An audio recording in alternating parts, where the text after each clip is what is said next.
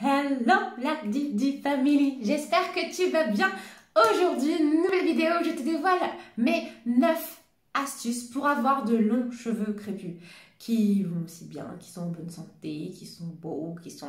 Tu m'as compris quoi, pour avoir de très beaux cheveux. Allez, je me mets dans la peau de Didi Yoda. Et on commence tout de suite. Tes cheveux, tu hydrateras. C'est pour moi une étape essentielle en ce qui concerne les cheveux frisés, bouclés, crépus. C'est qu'on a besoin d'hydratation quand on vit dans un milieu tempéré comme celui-ci. Pourquoi ? Parce que c'est un cheveu qui est de nature sec. Donc il va falloir l'hydrater au maximum. On va donc appliquer dessus des produits hydratants et des humectants de bonne qualité. Miel, glycérine, panthénol, la fameuse vitamine B5 dont je te parle tout le temps, sont des bons humectants. Et tu vas pouvoir facilement les ajouter dans ton après-shampoing que t'aimes avec ton humectant chouchou. Ça, c'est une de mes astuces. Ça sert à quoi? Tout simplement, tes cheveux seront plus doux, ils seront plus élastique et résistant, et tu auras des boucles vraiment redessinées. Un cheveu hydraté, c'est un cheveu qui va boucler assez facilement, qui va garder en plus sa bouclette. Ça va aussi protéger ton cheveu bien sûr du vent et de la sécheresse ambiante. Donc, hydrater ton cheveu est déjà une bonne base. Ça paraît un petit peu obvious, mais je commence par la base avant de te donner les petits conseils un peu plus... Et bien sûr, on n'oublie pas l'intérieur aussi. On boit, on boit, on boit, on boit, on boit, et glou, et glou, et glou, et glou. Bon, de l'eau, désolé. Tes cheveux, à sec, tu ne peigneras pas. Oh là là, malheureux, je te vois déjà avec ton peigne, ta brosse, en train d'essayer de démêler tes cheveux de manière insistante et ne pas y arriver. Déjà, si tu n'y arrives pas, c'est que tu n'as pas ni les bons outils, ni les bons produits. Arrête. Ensuite, pour ne pas les casser, il va falloir les peigner quand ils seront humides, tout simplement avec tes petits doigts pour commencer. Puis ensuite, si tu veux vraiment parfaire, tu peux utiliser une brosse et il n'y a pas de souci. En fait, il faut repartir un petit peu en arrière et comprendre la structure du cheveu. Là, nous avons des boucles, d'accord? Des jolies boucles. Ça, c'est la boucle qui est tendue, qui est loose et qui est assez facile à finalement démêler. Mais en fait, il va falloir comprendre qu'un cheveu qui est très frisé ou très crépus, tu vas venir resserrer cette boucle. D'accord? Elle va s'entortiller sur elle-même et imagine qu'il y en a plein tout autour. Donc en fait, elles vont venir s'enchevêtrer les unes par rapport aux autres. Si tu viens avec ton peigne, fin en plus de surcroît, parce qu'on ne fait jamais les choses à moitié, tu vas venir tirer. Tu vas essayer de démêler. Mais c'est des boucles. Si on vient les détendre avec quelque chose d'humide ou un produit adapté, elles vont, et une bonne hydratation, ça va de soi, eh bien, elles vont plus facilement se désenchevêtrer les unes par rapport aux autres. Et donc avec tes doigts, quand tu vas venir passer, tu vas réussir à les démêler. Pareil avec ton peigne à dents larges, tu vas pouvoir venir aussi tranquillement démêler tout ça. Et du coup, ça t'évitera toute casse. Et ça, c'est important. Un cheveu, parfois on a l'impression que son cheveu ne pousse pas, mais en fait, c'est juste qu'il se casse avant d'avoir atteint sa longueur maximale. À une compo clean, tu veilleras. Oui, c'est mon credo et j'essaye de plus en plus de te sensibiliser à cela. Je sais qu'on parle de dogme et beaucoup sont contre un peu tout ça, mais pense en fait à la planète, pense à toi et à ta descendance aussi. Il y a des produits, des agents chimiques qui peuvent altérer durablement la planète et altérer durablement ce qui se passe dans ton corps. Et c'est dans ça que moi je fais attention maintenant et c'est en ça que j'ai compris un peu et que j'ai ce déclic-là. Alors, oui, les agents chimiques qui sont présents dans nos produits ont une utilité et ont été pensés pour avoir une utilité et être actifs.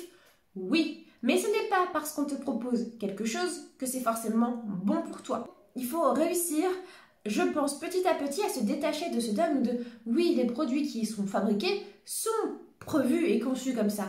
Par contre, ce qu'il y a dedans, si ce n'est pas bon pour toi, si ce n'est pas bon pour la planète, on peut aussi rester critique dessus. Du coup, j'ai fait une vidéo avec quelques éléments que moi je mets de côté dans mes compos et auxquels je fais très attention.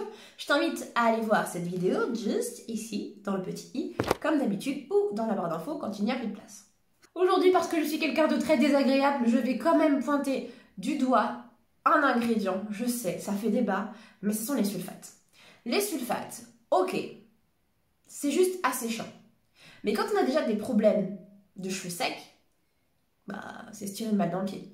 Donc, si tu as du mal à garder une bonne hydratation de tes cheveux ou que tu vois que tes cheveux s'assèchent très facilement, évite les sulfates. Ça sera mon premier conseil. Le premier pas à faire pour petit à petit aller vers une compo plus clean. Yes. Espacer les shampoings, tu feras. Alors, le no-poo, moi je dis non. Le no-poo exclusif, bien entendu. Pour moi, c'est très important de venir débarrasser son cuir chevelu des mauvaises choses, des impuretés, du gras, etc. Et aussi de venir remettre un petit peu à zéro son cuir chevelu. Par contre, les amoureux du package douche plus shampoing quotidien, je dis non aussi. Le shampoing, pour moi, c'est une remise à zéro. Alors, on va dire 0 ou 50%. 0 si on fait une routine clarifiante, c'est-à-dire qu'on va tout débarrasser, on va tout remettre à zéro. Et 50% quand on est plutôt sur du co-wash. Si tu débarrasses ton cuir chevelu, tu vas éviter qu'il s'étouffe, qu'il ne puisse plus faire son boulot, qui est de laisser pousser et de laisser pousser le cheveu et donc d'obtenir des cheveux longs, forts et beaux. Forcément, il est étouffé, il ne va pas pouvoir faire pousser quoi que ce soit. Ou de ne pas faire pousser des choses de qualité. C'est comme quand on a un bon terreau, forcément, on arrive à faire pousser des bons légumes. Le shampoing, c'est aussi le moment du soin pour la fibre capillaire, puisqu'après notre shampoing, on va commencer la routine de soin, ou même dans le shampoing, il va pouvoir déjà avoir des bons actifs, mais tu vas aussi venir, par exemple, nourrir ta fibre capillaire pour qu'elle soit belle, brillante et souple, et qu'elle commence déjà à retenir de l'hydratation. Dans une serviette en microfibre, tu investiras. C'est ma découverte de la routine capillaire. C'est ça qui a permis que je m'améliore énormément.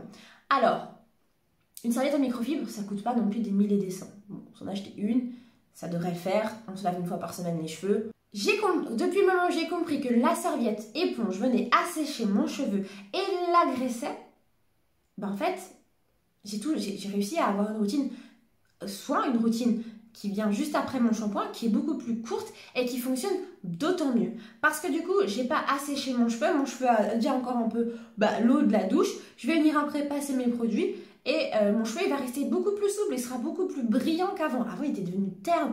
Déjà, en fait, au moment de la sortie de la douche, mon cheveu était magnifique, brillant parce que j'avais fait des super soins. Et le moment d'après, il était déjà abîmé. Mince, la serviette en microfibre. Si tu ne veux pas en acheter une, un t-shirt, c'est tout aussi doux et ça va très bien fonctionner. Ouais, c'est parce que je trouve ça beaucoup plus simple d'avoir une vraie serviette, quoi. Les coiffures destructrices, tu banniras. J'aime beaucoup ce terme de destructeur parce que ça va totalement à l'opposé des coiffures protectrices. C'est un terme qui marque, c'est un terme qui est fort et qu'on peut tous comprendre et admettre. C'est bon de mettre son cuir chevelu au repos, de laisser son cheveu tranquille, de le protéger à travers certaines coiffures. Mais parfois, on oublie que c'est protecteur. On ne peut pas protéger tout le temps et on ne doit pas protéger tout le temps. Il va falloir aussi laisser respirer le cheveu. C'est donc aussi bon de le protéger des agressions. Par exemple, attention à ne pas venir étouffer son cuir chevelu avec une perruque qu'on va porter H24. Si je te demandais de dormir H24 avec ton masque, je le ferais pas, non? It's the same, darling. Pour toi, ça sera aberrant. Et là, c'est la même chose. Toi, tu as envie de respirer tranquille quand tu dors. Quand tu rentres chez toi, laisse tranquille ton cheveu aussi. Donc on essaye de limiter ces fameuses tresses trop serrées qui vont venir capillotracter le cheveu, donc le capillaire, qui vont venir tracter sur le cheveu, tirer sur la racine, sur le bulbe, qui va faire tomber le cheveu, et même dans les cas les plus graves, ça va entraîner des alopécies. Donc entre coiffure protectrice, tissage et autres ports de perruque, on se laisse un temps de repos de 7 jours environ. Voilà, 7-10 jours, ça dépend des écrits, mais voilà, au moins 7 jours, tu laisses tes cheveux tranquilles, tu vas leur faire un soin profond, tu vas bien nettoyer ton cuir chevelu, et là, après, tu pourras recommencer en toute sécurité. Les pointes, tu couperas. Bon, là-dessus, je suis un petit peu en mode faites ce que je dis, parce que tu comprends. En fait, voilà, il y a eu le confinement. Bon, ok, mais je suis grave en mode excuse de ouf. Avant d'avoir coupé mes pointes, ça faisait au moins 1 an et demi que je n'avais pas été chez le coiffeur et que je ne m'étais pas fait couper les pointes. Mais là, c'était évident, clair et net, qu'il fallait que je me les fasse couper. Ça se voyait quand je me les lissais, ça se voyait quand ils étaient bouclés. J'avais plus aucune coupe. J'avais plus qu'une forme. Mais ce n'est pas que pour ça. Une fois par trimestre, coupe-toi les pointes. Pourquoi? Parce que forcément, tu auras des fourches. Les fourches, c'est la partie vraiment qu'on ne peut pas rattraper du cheveu. Tu peux pas, ton cheveu va venir s'écarter, s'écarter, s'écarter, et petit à petit, ça va remonter, remonter, remonter, et au lieu de devoir couper ça par trimestre, tu vas devoir couper ça, et tu seras dégoûté. J'abuse quand on dit ça, hein, mais bon, c'est pour t'imaginer. Et puis même au-delà de ça, un cheveu fourchu, c'est un cheveu qui va aussi plus facilement s'emmêler, mais cette fois-ci en faisant des petits nœuds, des petites choses comme ça. Et puis, au lieu de devoir couper un tout petit peu, ça va se casser et voilà, tu vas te retrouver avec, comme d'habitude, cette fameuse plainte de « je peux pas avoir les cheveux longs, je comprends pas, j'ai les cheveux frisés ». Aucun rapport, c'est juste parce que tu avais des fourches ou autres et que tu n'as pas fait le bon choix. Coupe un peu au lieu d'avoir 0 poil sur le caillou. La nuit, tes cheveux, tu protégeras. Alors, on va pas perdre tous nos efforts. On a fait plein de choses, on a maintenu l'hydratation, on a fait attention à la compo, etc., etc. Donc, il va falloir ne pas négliger le fait de protéger ses cheveux la nuit. On connaît tous l'astuce de la tête d'oreiller en satin, du foulard à porter ou du bonnet. C'est hyper simple. On vient même pas besoin de se faire une coiffure de dingue. Moi, ce que je fais quand j'ai la flemme, je viens juste, ou quand je veux garder mes boucles, voilà, par exemple comme ça fait une semaine que j'ai mes boucles, et ben en fait, je viens juste mettre mon bonnet et mes cheveux en hauteur. C'est tout, ça me suffit. Le lendemain matin, j'enlève mon bonnet. Si je veux, je mets un petit peu d'eau pour rafraîchir mes boucles si besoin, mais des fois, on a besoin peut-être au bout de 3 ou 4 jours. Et puis, basta. Ça te permet de protéger tes cheveux des fameuses agressions de type friction qui vont venir tout simplement abîmer les cheveux.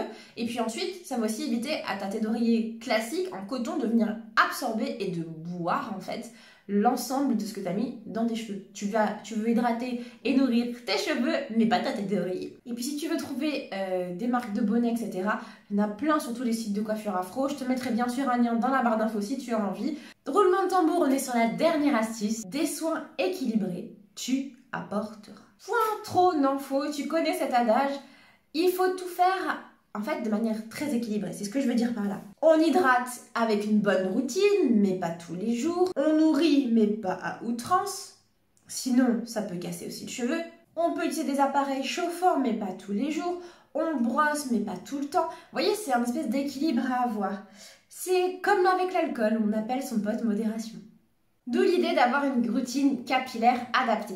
Et d'ailleurs, je te rappelle que si tu as besoin d'aide pour établir ta routine, eh bien, je te laisse mon adresse mail juste ici. Tu peux me contacter très simplement. Et puis, je vous aide comme ça à trouver la routine qui est le plus adaptée. Si besoin, parfois, on fait même des coachings capillaires un peu plus longs.